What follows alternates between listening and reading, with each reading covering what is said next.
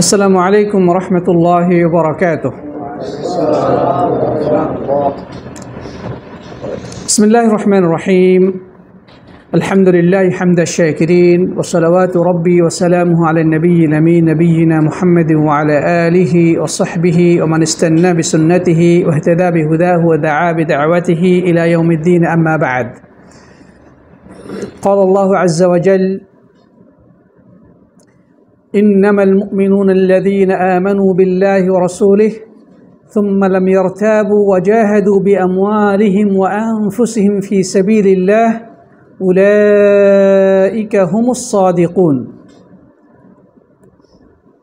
আলহামদুলিল্লাহ, যাবতীয় প্রশংসা ও গুণগান, হামদ এবং তারিফ সেই মহান অধিপতি আল্লাহ রাব্বুল ইজ্জাত ওয়াল জালালের দরবারে পেশ করছি, যিনি আজকে আমাদেরকে ঐতিহ্যবাহী জুবাইল দাওয়া অ্যান্ড গাইডেন্স সেন্টারের এই ক্লাস কক্ষে আজকে বৃহস্পতিবার সাপ্তাহিক তাফসির ক্লাসে উপস্থিত হওয়ার তৌফিক দান করেছেন। এই জন্যে আমরা মহান অধিপতি রব্বুল আলামিনের শাহী দরবারে অবনত মস্তকে কালিমাতুশ শুকর আদায় করি, সকলেই উচ্চারণ করি আলহামদুলিল্লাহ। অতঃপর সালাত সালাম এবং অবারিত শান্তির ধারা বর্ষিত হোক প্রাণপ্রিয় নবী মুহাম্মদ রাসূলুল্লাহ সাল্লাল্লাহু আলাইহি ওয়াসাল্লামের প্রতি। আসুন আমরা প্রিয় নবীর প্রতি হৃদয়ের সবটুকু আবেগ, ভালোবাসা এবং উচ্ছ্বাস মিশিয়ে সালাত ও সালাম পেশ করি, সকলেই পড়ি সাল্লাল্লাহু আলাইহি ওয়াসাল্লাম। মোহতারাম মুআজ্জাজ প্রাণপ্রিয় উপস্থিতি, সম্মানিত সাথী বন্ধুগণ, আমরা এই সাপ্তাহিক তাফসির ক্লাসে ধারাবাহিকভাবে অত্যন্ত গুরুত্বপূর্ণ একটি সূরাতুল হুজুরাতের উপরে ধারাবাহিকভাবে আলোচনা করে আসছিলাম। তদনুযায়ী আজকে আমাদের আলোচ্য বিষয় হচ্ছে সূরাতুল হুজুরাতের 15 নম্বর আয়াত। প্রিয় বন্ধুগণ, আমরা গত ক্লাসে সূরাতুল হুজুরাতের 14 নম্বর আয়াতের উপরে নতিদীর্ঘ তাফসির পেশ করেছিলাম। তো ওই আয়াতের বিষয়বস্তুর সাথেই সম্পৃক্ত আজকের বিষয়বস্তু।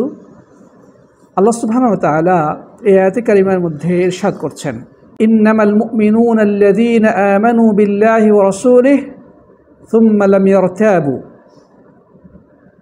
আল্লাহ সুবহানাহু ওয়া তাআলা বলছেন যে মুমিন তো তারাই যারা ঈমান আনে আল্লাহ এবং তার রাসূলের প্রতি, অতঃপর তারা এতে কোনো সন্দেহ পোষণ করে না। ওয়াজাহাদু বিআমওয়ালিহিম ওয়া আনফুসিহিম ফি সাবিলিল্লাহ, এবং যারা তাদের সম্পদ এবং জানের মাধ্যমে আল্লাহর রাস্তায় জিহাদ করে, উলাইকা হুমুস সাদিকুন, এরাই হচ্ছে প্রকৃত সত্যবাদী। প্রিয় বন্ধুগণ, আল্লাহ সুবহানাহু ওয়া তাআলা এখানে প্রকৃত সত্যবাদী মুমিনদের পরিচয় উল্লেখ করেছেন। আমরা গত আয়াতে জেনেছি যে আরবের একদল বেদুইন রাসূল করিম সাল্লাল্লাহু আলাইহি ওয়াসাল্লামের কাছে এসে ঈমানের দাবি করেছিল। তারা বলেছিল যে, হে আল্লাহর নবী, আমরা আপনার প্রতি ঈমান এনেছি, কিন্তু প্রকৃতপক্ষে তারা আল্লাহ ও রাসূলের প্রতি ঈমান আনেনি। তারা একটা স্বার্থ সিদ্ধির উদ্দেশ্যে তারা এই দাবি করেছিল, অথচ আল্লাহ সুবহানাহু ওয়া তাআলা তাদের মনের খবর খুব ভালো করেই জানেন, আর সে কারণে তাদের সেই মনের অবস্থাকে তিনি ফাঁস করে দিয়েছিলেন। আল্লাহ তাআলা বলছেন যে ক্বালাতিল আ'রাবু আমান্না, আরবের বেদুইনরা এসে বলল যে আমরা ঈমান এনেছি। কুল লাম তুমিনু, হে নবী আপনি বলে দিন যে তোমরা ঈমান আনোনি। ওয়ালাকিন কুলু আসলামনা, তবে তোমরা এটা বলো যে আমরা ইসলামের বাহ্যিক কার্যাবলী অনুসরণ করি বা ইসলামের বাহ্যিক কার্যাবলী বাস্তবায়ন করি। ওয়ালাম্মা ইয়াদখুলুল ঈমানু ফি কুলুবিকুম, তোমাদের হৃদয়ে এখনও ঈমান প্রবেশ করেনি। প্রিয় সাথী বন্ধুগণ, তাহলে আল্লাহ সুবহানাহু ওয়া তাআলা তাদের ভিতরগত অবস্থা সম্পর্কে অবশ্যই তিনি ভালো জানেন, যার ফলে তিনি তাদের ভিতরের অবস্থা আল্লাহ নবী সাল্লাল্লাহু আলাইহি ওয়াসাল্লামের কাছে প্রকাশ করে দিয়েছিলেন। তারা মুখে মুখে দাবি করেছিল, কিন্তু অন্তরে তাদের ঈমান প্রবেশ করেনি। আর আমরা জানি যে একজন মানুষ যতক্ষণ পর্যন্ত অন্তরে আল্লাহ এবং রাসূলের প্রতি সুদৃঢ় বিশ্বাস স্থাপন না করবে, যতক্ষণ পর্যন্ত আল্লাহ এবং রাসূলের প্রতি নিখাদ ভালোবাসা, সম্মান এবং আনুগত্যের মনোভাব না সৃষ্টি হবে, ততক্ষণ পর্যন্ত সে ঈমানদার হতে পারে না, যদিও সে ইসলামের বাহ্যিক কার্যক্রমগুলো বাস্তবায়ন করে। ইসলাম হচ্ছে বাহ্যিক কার্যক্রমের নাম। একজন মানুষ মুসলমানদের সাথে চলাফেরা করে, মসজিদেও যায়, মাহফিলে যায়, টুপি পরে, দাড়ি রাখে এবং ইসলামের আরও অন্যান্য যে কার্যাবলী সেগুলো সে বাস্তবায়ন করে, কিন্তু তার ভিতরের অবস্থা তো আমরা কেউ জানি না। এটা জানেন কে? আল্লাহ সুবহানাহু ওয়া তাআলা। তার ভিতরে যদি প্রকৃত ঈমান না থাকে, তাহলে এই বাহ্যিক কার্যক্রম কি তার কোনো উপকারে দিবে, কোনো ফায়দা দিবে? মোটেও না। মুনাফিকরা তো স্বার্থসিদ্ধির উদ্দেশ্যে সাহাবীদের সাথেই চলাফেরা করতো, উঠা বসা করতো, মাঝে মাঝে যুদ্ধেও যেত, মসজিদে এসে নামাজ পড়তো, রোজাও রাখতো, দাড়ি টুপি সবই ছিল, কিন্তু তাদের ভিতরে ঈমান ছিল না, যার কারণে তারা হচ্ছে মুনাফিক। আর আল্লাহ তাআলা তাদের ব্যাপারে বলেছেন, ইন্নাল মুনাফিকিনা ফি দারকিল আসফালি মিনান নার, যে মুনাফিকরা জাহান্নামের সর্বনিম্ন স্তরে অবস্থান করবে। সাধারণ কাফির তারা তো বাহ্যিকভাবে কুফরি প্রকাশ করে দেয়, কিন্তু মুনাফিকরা হচ্ছে মুখে মুখে দ্বীনের কথা বলবে, বেশভূষা পোশাক আশাকে মুসলিম মনে হবে, কিন্তু ভিতরে কুফরির অন্ধকার লুকিয়ে থাকবে, ইসলামের প্রতি চরম বিদ্বেষ পোষণ করবে। এরা হচ্ছে মুনাফিক। এরা মূলত সাধারণ কাফির থেকে আরও জঘন্য, আরও বেশি ধ্বংসাত্মক এবং ক্ষতিকর মুসলিমদের জন্য, ঠিক না ঠিক? কেননা তাদের ভিতরে ঈমান নাই। তাহলে আমরা ওই আয়াতে কারিমা থেকে যেটা জেনেছি যে ওই বেদুইনরা এসে মুখে মুখে ঈমানের দাবি করেছিল, কিন্তু আদতে তাদের ভিতরে ঈমান প্রবেশ করেনি, যার পরিপ্রেক্ষিতে তারা রাস্তায় লুটতরাজ করত, বাণিজ্য কাফেলা আক্রমণ করে অর্থ সম্পদ ছিনিয়ে নিত। আল্লাহ সুবহানাহু ওয়া তাআলা আল্লাহ নবী সাল্লাল্লাহু আলাইহি ওয়াসাল্লামের কাছে তাদের প্রকৃত রহস্য ফাঁস করে দেন এবং তাদেরকে রব্বুল আলামিন সতর্ক করে দেন যে তোমরা যদি আল্লাহর প্রতি বিশ্বাস পোষণ না করো, তোমাদের হৃদয়ে যদি প্রকৃত ঈমান প্রবেশ না করে, তাহলে তোমরা যে বাহ্যিকভাবে ইসলামের লেবাস ধারণ করেছো, এটা সামান্যতম কোনো মূল্য নেই, বরং তোমরা আল্লাহ এবং রাসূলের যদি আনুগত্য করো, তবে এটাই তোমাদের জন্য কল্যাণকর হবে। প্রিয় বন্ধুগণ, এই আয়াতের ধারাবাহিকতায় রব্বুল আলামিন এখানে বলছেন যে ঈমানদার তো তারাই যারা সত্যিকার অর্থেই আল্লাহ এবং রাসূলের প্রতি সুদৃঢ় বিশ্বাস পোষণ করে, যাদের হৃদয়ে আল্লাহ এবং রাসূলের প্রতি সুদৃঢ় বিশ্বাস রয়েছে। এ কথা বলেই ক্ষান্ত হন নাই, সুম্মা লাম ইয়ারতাবু, অতঃপর এই বিশ্বাসের মধ্যে সামান্যতম কোনো সন্দেহ পোষণ করে না, বিশ্বাসের মধ্যে কোনো খাদ নেই, নির্ভেজাল নিষ্কলুষ বিশ্বাস। যার ভিতরে এই নিষ্কলুষ সন্দেহাতীত বিশ্বাস থাকবে, তারাই প্রকৃত মুমিন। কিন্তু কেউ যদি সন্দেহের সাথে ঈমান আনে, অর্থাৎ ঈমানদার ঠিকই কিন্তু অজ্ঞেয়বাদী, সন্দেহ পোষণ করে, ভিতরে আল্লাহ এবং রাসূলের প্রতি একটু সন্দেহ থেকে যায়, সে কি ঈমানদার? সে কখনো ঈমানদার হতে পারে না। এই জন্য রব্বুল আলামিন এখানে দুটি কথা বলেছেন যে যারা আল্লাহ এবং রাসূলের প্রতি ঈমান আনে অতঃপর এর মধ্যে সামান্যতম কোনো সন্দেহ পোষণ করে না। মুফাসসিরিন কিরাম বলেছেন এখানে সুম্মা মানে অতঃপর সন্দেহ পোষণ করে না।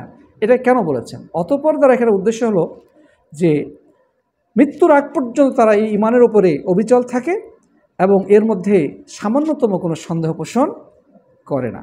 প্রিয় বন্ধুগণ, আমরা ইতিপূর্বে জেনেছি যে ঈমানের যে শাব্দিক অর্থ সেটা হচ্ছে আত-তাসদীক আল-মুযইনু বিল ইকরার, যে এমন বিশ্বাস যেটার সাথে মুখের স্বীকারোক্তি সম্পর্ক রয়েছে, মানে অন্তরে বিশ্বাসের সাথে সাথে মুখের স্বীকারোক্তি রয়েছে, সেটাই হচ্ছে প্রকৃত ঈমান। অন্তরে বিশ্বাস, পাশাপাশি মুখের স্বীকৃতি লাগবে, এটার নাম হচ্ছে ঈমান। তো যখন কোনো মানুষ এই ঈমান পোষণ করে কিন্তু তার ভিতরে যে এতটুকু সন্দেহ সংশয় থেকে যায়, তাহলে কিন্তু সে ওই যে আত-তাসদীক, যে অন্তরে যে বিশ্বাস, সেই বিশ্বাসটা কিন্তু নড়বড়ে হয়ে গেল। ওই বিশ্বাসটা কিন্তু সুদৃঢ় ভিত্তির উপর প্রতিষ্ঠিত হতে পারল না। অতএব এই ঈমান তাকে কোনো ফায়দা দিবে না, এই ঈমান তার কোনো কাজে লাগবে না। এই জন্য রব্বুল আলামিন এখানে আল্লাহ ও রাসূলের প্রতি ঈমান আনার পাশাপাশি সন্দেহাতীতভাবে এই ঈমানের উপরে প্রতিষ্ঠিত থাকার কথা বলেছেন মৃত্যু পর্যন্ত। এখানে সুম্মা দ্বারা উলামায়ে কেরাম বলেছেন যে মৃত্যু অবধি এই বিশ্বাসের উপরে সে কী থাকবে? প্রতিষ্ঠিত থাকবে। প্রিয় বন্ধুগণ, তাহলে মুখে ঈমানের স্বীকৃতি দিবে, অন্তরে বিশ্বাস পোষণ করবে, এতটুকুই কিন্তু যথেষ্ট নয়। অন্তরে বিশ্বাস, মুখে স্বীকৃতি দেওয়া যথেষ্ট নয়। সুম্মা ওয়াজাহাদু বিআমওয়ালিহিম ওয়া আনফুসিহিম ফি সাবিলিল্লাহ, এই বিশ্বাসটাকে তাকে কর্মের মাধ্যমে সত্যায়ন করতে হবে। একজন মানুষ তার হৃদয়ে যেই বিশ্বাস ধারণ করে, যে বিশ্বাস পোষণ করে, এই বিশ্বাসের বহিঃপ্রকাশ ঘটাতে হবে কিসের মাধ্যমে? কাজের মাধ্যমে। আপনি আপনার বাবা মাকে খুব ভালোবাসেন, আপনার অন্তর দিয়ে বাবা মার প্রতি আপনি ভালোবাসা পোষণ করেন, মুখেও বাবা মাকে আপনি বলেন যে আব্বা আম্মা আপনাদেরকে আমি খুব ভালোবাসি। কিন্তু এই ভালোবাসাটার বহিঃপ্রকাশ, এই ভালোবাসার সত্যায়ন কখন ঘটবে? এই ভালোবাসাটা কখন সত্যায়িত হবে? যখন কাজের মাধ্যমে তাদের প্রতি ভালোবাসার প্রমাণ দেবেন। ঠিক না ঠিক? এদিকে আপনি মুখে মুখে খুব ভালোবাসার কথা বললেন, কিন্তু আপনার পিতামাতাকে আপনি অবহেলা করলেন, তাদের প্রতি যে দায়িত্ব কর্তব্য সেটা পালন করলেন না, তাদেরকে অসম্মান করলেন, তাহলে এর দ্বারা বোঝা যায় ভালোবাসা নামে যেটা ছিল সেটা হচ্ছে অভিনয়, সেটা মিথ্যা, একটা ফেক ভালোবাসা, প্রকৃত ভালোবাসা নয়। ঠিক একইভাবে একজন মানুষ যখন আল্লাহ ও রাসূলের প্রতি বিশ্বাস পোষণ করবে এবং ন্যূনতম কোনো সন্দেহ সংশয় তার হৃদয়ে স্থান দিবে না, এই বিশ্বাসের বহিঃপ্রকাশ অবশ্যই ঘটাতে হবে কর্মের মাধ্যমে। এই জন্য আল্লাহ সুবহানাহু ওয়া তাআলা বলছেন ওয়াজাহাদু বিআমওয়ালিহিম ওয়া আনফুসিহিম, এবং যারা জিহাদ করেন তাদের অর্থ সম্পদ এবং জীবন দিয়ে ফি সাবিলিল্লাহ, আল্লাহর রাস্তায়। প্রিয় বন্ধুগণ, আল্লাহ সুবহানাহু ওয়া তাআলা এখানে একটা কর্মের উদাহরণ দিয়েছেন, সেটা হচ্ছে আল জিহাদ ফি সাবিলিল্লাহ, আল্লাহর পথে জিহাদ করা। প্রিয় বন্ধুগণ, জিহাদের দুটি অর্থ রয়েছে। একটি হচ্ছে মুশরিকদের বিরুদ্ধে, কাফের মুশরিকদের বিরুদ্ধে যুদ্ধ করা, অস্ত্র ধারণ করা, যেটা হলো সশস্ত্র জিহাদ। আরেকটা জিহাদ হচ্ছে নফসের বিরুদ্ধে জিহাদ, প্রবৃত্তির বিরুদ্ধে জিহাদ, শয়তানের বিরুদ্ধে জিহাদ। তো একজন মানুষ যদি ঈমানের দাবি করে এবং তার সেই ঈমানটা সত্যিকার হয়, নির্ভেজাল হয়, সন্দেহাতীত হয়, তাহলে তাকে দুই ধরনের শত্রুর বিরুদ্ধে লড়তে হবে। একটা হচ্ছে নিজের মনের মধ্যে একটা অপশক্তি লুকায়িত রয়েছে, যেটাকে বলা হয় রিপু বা কুপ্রবৃত্তি। সেই কুপ্রবৃত্তির বিরুদ্ধে তাকে জিহাদ করতে হবে, যেটাকে বলা হয় জিহাদুন নফস। শয়তানের বিরুদ্ধে যুদ্ধ করতে হবে। শয়তান তার মনে সদা সর্বদা অন্যায় অপকর্মের কুমন্ত্রণা দিতেই থাকে, তাকে পথভ্রষ্ট করার জন্যে এমন সে কোনো কৌশল বাকি রাখে না যেটা সে তার প্রতি প্রয়োগ করে না। তো এই শয়তানের বিরুদ্ধেও তাকে লড়তে হবে। পাশাপাশি কাফের, মুশরিক, মুনাফিক, নাস্তিক, ইসলামদ্রোহীদের বিরুদ্ধে তাকে লড়তে হবে যখন যেটা প্রয়োজন। তো একজন মানুষ সে যদি নিজেকে আল্লাহর দ্বীনের পথে পরিচালিত করতে না পারে, অর্থাৎ সে তার নফসের বিরুদ্ধে যদি যুদ্ধ করতে না পারে, নিজের আত্মাকে, নিজের কুপ্রবৃত্তিকে, নিজের রিপুকে সে যদি নিয়ন্ত্রণ করতে ব্যর্থ হয়, তাহলে সে কিভাবে নিজের জানমাল সব কিছু বিসর্জন দিয়ে আল্লাহ পথে জিহাদ করবে? এই জন্যই সাথী বন্ধুগণ, এখানে জিহাদের দুটি অর্থ হতে পারে। আল জিহাদ মা আল কুফার আল মুশরিকিন, কাফের মুশরিকদের বিরুদ্ধে জিহাদ। আবার সেটা হতে পারে আল্লাহর দ্বীনের পথে চলতে গিয়ে নিজের আত্মার সাথে, নিজের প্রবৃত্তির সাথে, নিজের কামনা বাসনার সাথে শয়তানের বিরুদ্ধে জিহাদ, উভয়টাই হতে পারে। এই দ্বীনের পথে চলতে গেলে অনেক ত্যাগ স্বীকার করতে হয়, অনেক কষ্ট এবং ত্যাগ স্বীকার করতে হয়। স্রোতের বিপরীতে পথ চলতে হয় আমাদের সমাজে, ঝড়ের বিপরীতে দাঁড়িয়ে থাকতে হয়।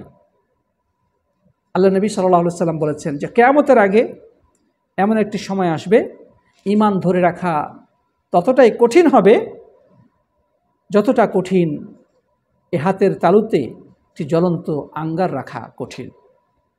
আল্লাহ নবী সাল্লাল্লাহু আলাইহি ওয়াসাল্লাম বললেন, ওই সময় যারা এই ঈমানকে মজবুতভাবে দৃঢ় হস্তে ধারণ করবে, ঈমানের পথে দৃঢ়ভাবে পরিচালিত হবে, আল্লাহ নবী সাল্লাল্লাহু আলাইহি ওয়াসাল্লাম সাহাবীদেরকে বললেন যে তোমাদের মধ্যে 50 জনের সমপরিমাণ সওয়াব তাদের আমলনামায় লেখা হবে। সাহাবাগণ প্রশ্ন করলেন, জি আল্লাহর নবী, এই 50 জন কি তাদের মধ্য থেকে নাকি আমাদের মধ্য থেকে? তিনি বললেন যে তোমাদের মধ্য থেকে, তোমাদের 50 জন সাহাবীর সমপরিমাণ আমল ওই পরবর্তীতে যারা কঠিন পরিস্থিতির মুখে ফিতনা, ফাসাদ এবং ভয়াবহ বিপর্যয়ের মুখে দিনকে ধারণ করে থাকবে, তাদের আমলনামায় লিপিবদ্ধ করা হবে। সুবহানাল্লাহ ওয়া বিহামদিহি। এটি কিয়ামতের আগে অবশ্যই ঘটবে। এখনই আমরা বিভিন্ন আলামত খুঁজে পাই।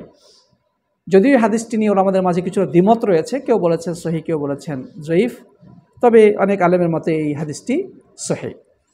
প্রিয় বন্ধুগণ, তাহলে এখানে আল্লাহ সুবহানাহু ওয়া তাআলা আমাদেরকে যেটা বললেন যে ঈমান তো আনবেই, পাশাপাশি জিহাদ করবে আল্লাহর পথে নিজের মাল এবং জান দ্বারা।